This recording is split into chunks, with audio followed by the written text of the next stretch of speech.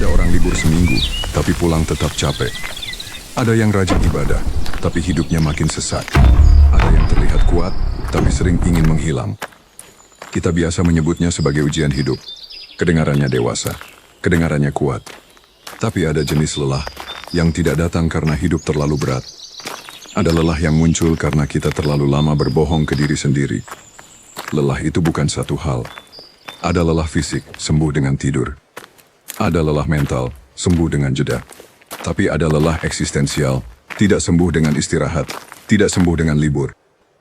Bangun pagi tapi berat. Kerja jalan tapi kosong.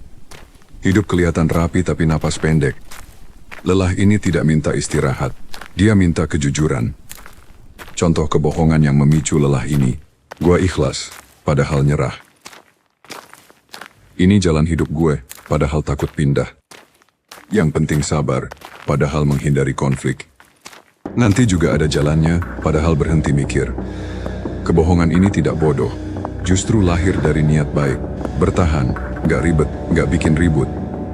Tapi lama-lama, strategi bertahan itu jadi penjara. Setiap kebohongan butuh energi, menutupi rasa iri, meredam marah, pura-pura paham, berpura-pura cukup. Lama-lama, energi ini habis, dan lelah tetap ada. Bangun pagi, tetap capek. Tidur cukup, tetap hampa. Contoh nyata, bekerja keras tapi membandingkan diri terus-menerus. Menunjukkan sabar, tapi menghindari keputusan sulit. Berdoa atau ritual, tapi tidak menindaklanjuti realitas. Lelah yang datang bukan karena hidup menghukummu, tapi karena kamu menghukum diri sendiri. Banyak orang pakai kata ujian sebagai peredam darurat. Bukan untuk memahami, tapi untuk menghentikan pertanyaan. Lelah karena ekonomi, ini ujian. Lelah karena tidak paham orang lain, ini rencana Tuhan. Lelah karena tak punya pilihan, sabar saja. Masalahnya, kata-kata ini menghentikan refleksi diri, bukan menyembuhkan. Beberapa rasa sakit tidak mendewasakan. Beberapa diam bukan tanda kuat.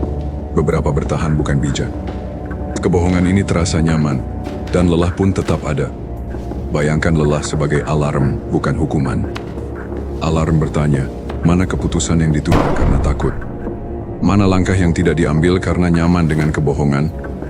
Lelah memberi kesempatan, bukan motivasi instan.